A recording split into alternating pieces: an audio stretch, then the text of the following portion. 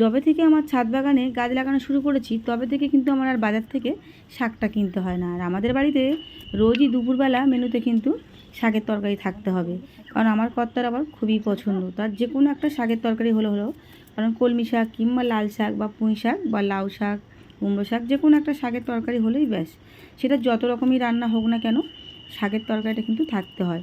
তো ওই জন্য আমার ছাদ বাগানে বেশিরভাগ আমি শাক লাগাই, কারণ আমাদের বাড়িতে সবার শাক পছন্দ বেশি। আর এই শাকটা কাটবো বলে কদিন ধরে কাটাই হচ্ছে না, কারণ যেহেতু কুমড়ো শাক পুঁই শাকটা খাওয়া হচ্ছিলো আর ওদিকে কলমি শাক হয়েছে সেটাও খাওয়া হয়েছে। আর এর মধ্যে দেখুন দুদিন এমন টানা রোদ দিয়েছে যে গাছটা হলুদ হয়ে গেছে, ওই জন্য শাকগুলোকে কেটে নিলাম।